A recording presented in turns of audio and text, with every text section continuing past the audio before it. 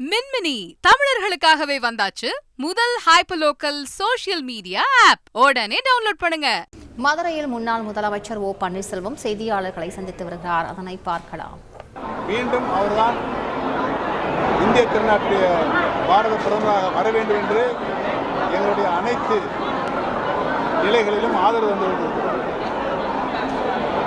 இந்திய திருநாட்டுடைய பெருமையை 10 ஆண்டுகள் உயர்த்திய காரணத்தினால் உலகத்தில் இருக்கின்ற வளர்ந்த நாடுகளாக இருக்கின்ற 200 வளர்ந்த நாடுகள் திரு நரேந்திர மோடியினுடைய நிர்வாக திறமையை பாராட்டி கொண்டிருக்கிறது.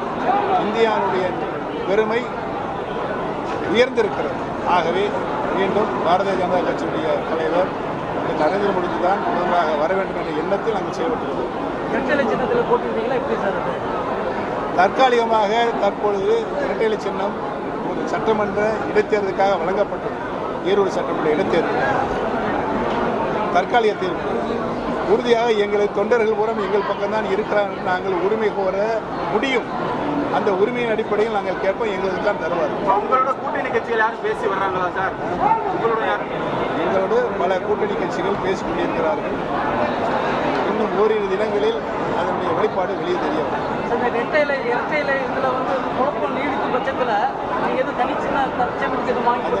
அதுக்கு இப்போ கேள்விக்கு இடமில்லை.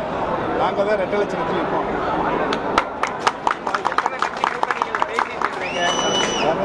எந்தெந்த கட்சிகளும் கூட்டணி பேசிட்டு இருக்கீங்க? கூட்டணி முடிவானதுனால் உறுதியாக மதுரையில் உங்களை எல்லாம் சந்தித்து முதலில் உங்களிடம் தான் சொல்லுவோம்.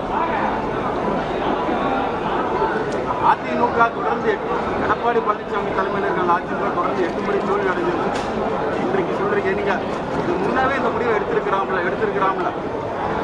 நாங்கள் ஏற்கனவே தொண்டர்களின் உரிமையை பறிக்கின்ற நிகழ்ச்சியாக நடைபெற்று முடிந்த பொதுக்குழுவில் புரட்சி தலைவி மிக அம்மாவுக்கு நாம் இதயபூர்வமாக வழங்கிய கழகத்தினுடைய நிரந்தர பொதுச் செயலாளர் என்ற அந்த நிலையை உச்சபட்ச பதவியை அவர் ரத்து செய்த உடனே நாங்கள் இந்த தர்மயுத்தத்தை ஆரம்பித்து விட்டோம். 2 வருஷம் ஆச்சு. 2 வருஷம் மக்களெல்லாம் சந்திச்சிருக்கோம், தொண்டர்களெல்லாம் சந்திச்சிருக்கோம். தொண்டர்கள் என்னமும் அதுவாக தான் இருக்குது. நேரடியாக நீங்கள் பார்த்துட்டீங்க. வருவாய் மாவட்டம் கிட்டத்தட்ட ஒரு 24-25 மாவட்டங்களை போயிருக்கோம். ஒரே மாதிரியான ஆதரவு தொண்டர்களும் பொதுமக்களும் இருக்கிறது. அவர் சொல்றதும் பொய்யுங்க. அவர் சொன்னது சாட்சியா கேட்குறீங்க. பொய்யுங்க, பூரா பொய்யுங்க. அவர் பேசுறதுதான் பொய்யுங்க.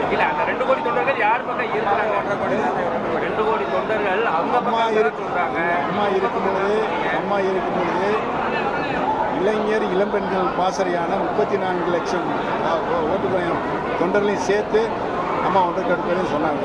இப்போ எங்கே 2 கோடி வர பொய்யுங்க. ஏங்க இங்கே பாருங்க அண்ணே, பாருங்க ஃபார்ம் கொடுத்தாங்கல்ல அவங்க எடப்பாடி கொடுக்குவார் படத்தை போட்டு ஃபார்ம் உறுப்பினர் படிவாங்க. பூரா வாக்காளராஜா வச்சு எழுதிக்கிறாங்க எங்கள் ஊரெல்லாம். நடிகர் விஜய் புதுசாக கட்சி ஆரம்பிச்சிருக்கிறா. அவங்களும் அடுத்த காலத்தில் வர போறாரு. எப்படி இருக்க போகுது? நடிகர் விஜய் புதுசாக கட்சி ஆரம்பிச்சிருக்காரு. எப்படி இருக்க போகுது? இந்த நாடாளுமன்றத்தை விட்டுருங்க, சட்டமன்றத்தை சொல்றாரு. ஆனால் எப்படி இருக்க போகுது? ஜோசியமங்க சொல்றேன். நான் ஜோசியக்காரன். அவர் புதிய கட்சி தொடங்கிய உடனே நான் வாழ்த்து சொன்னேன். அவருடைய நடைமுறை என்ன, கொள்கை என்ன, கோட்பாடுகள் என்ன, அனைத்து தரப்பட்ட மக்களும் அவர் ஏற்றுக்கொள்கிறார் என்பதை தேர்தல் என்று அவர் வாங்குகின்ற வாக்குகளை பொறுத்தே இருக்கிறது. அதுதான் உண்மை. பல கட்சிகள் இப்போ புரட்சித் தலைவர் எப்படி வந்தார், புரட்சிகள் எப்படி வந்தாங்க, அவங்களாம் மக்களுக்கு அபிமானப்பட்ட தலைவர். அதுபோல் நடிகர் விஜய் அவர்கள் கட்சி ஆரம்பிச்சிருக்காரு. அவருடைய நடவடிக்கை அரசியல் ரீதியான நடவடிக்கைகள் அனைத்து நிலைகளிலும் நின்று வெற்றி அடைகிறார் என்பதை பார்த்து தான் சொல்லுவோம்.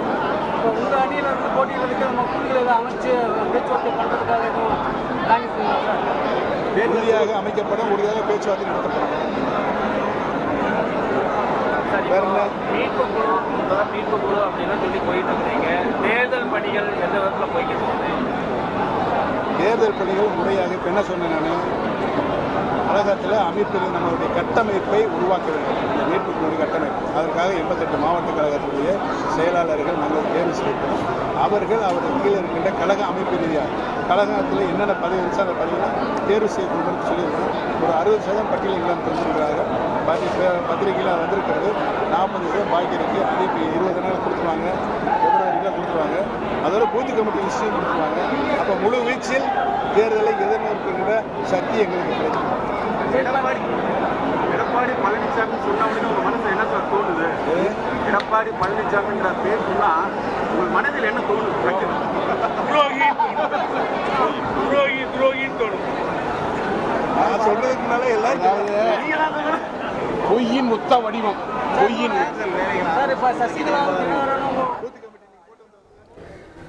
நாடாளுமன்ற தேர்தலில் இரட்டை இலை சின்னத்தில் போட்டியிடுவோம். தற்காலிகமாக தான் இரட்டை இலை வழங்கப்பட்டிருக்கிறது. நாடாளுமன்ற தேர்தலில் நாங்களும் இரட்டை இலையை கேட்போம் என்று ஓபிஎஸ் மதுரையில் தற்போது செய்தியாளர்கள் மத்தியில் தெரிவித்த தகவல்களை பார்த்தோம். கூட்டணி பேசி வருகிறோம், அதை உறுதிப்படுத்திய பிறகு முழுமையான விவரங்களை கூறுகிறோம். 2 கோடி தொண்டர்கள் அதிமுகவில் இருப்பதாக சொல்வது பொய், அவ்வாறு இல்லை. வாக்காளர் அட்டையை அவ்வாறே காப்பியடித்து அதை தொண்டர் படிவமாக நிரப்பினார்கள் அப்படின்ற குற்றச்சாட்டையும் ஓபிஎஸ் வைத்திருக்கிறார்.